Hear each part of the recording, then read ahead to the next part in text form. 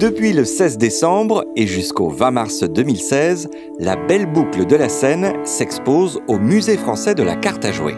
L'occasion de découvrir l'évolution de ces paysages entre 1850 et 1930, mais également l'évolution technologique puisque pour la première fois en France, un musée vous propose d'avoir accès à du contenu additionnel grâce à des tablettes connectées en Li-Fi.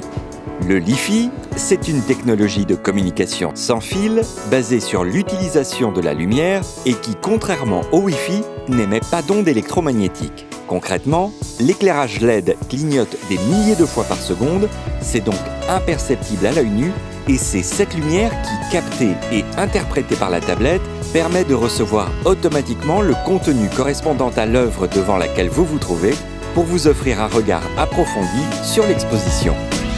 Cette exposition a été une exposition très intéressante à monter, à organiser, parce qu'elle est le fruit d'un partenariat entre 3 musées. Le musée du domaine départemental de Sceaux, le musée d'art et d'histoire de la ville de Meudon et le musée de la carte à jouer à Issy-les-Moulineaux. Elle a une ambition, une grande ambition, qui est de valoriser le premier méandre en aval de Paris, appelé la Belle Boucle, et on va voir de très grandes signatures qui vont venir peindre, installer leur chevalet et repérer quelques sites qui leur plaisaient beaucoup.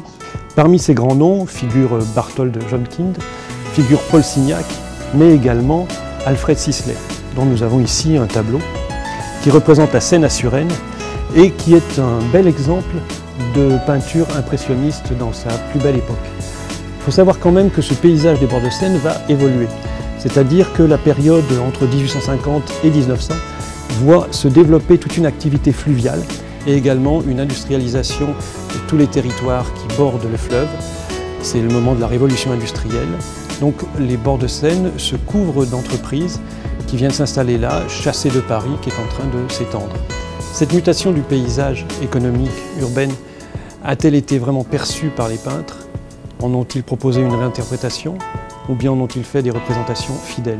C'est ce que nous vous invitons à venir découvrir au Musée français de la carte à jouer jusqu'au 20 mars prochain.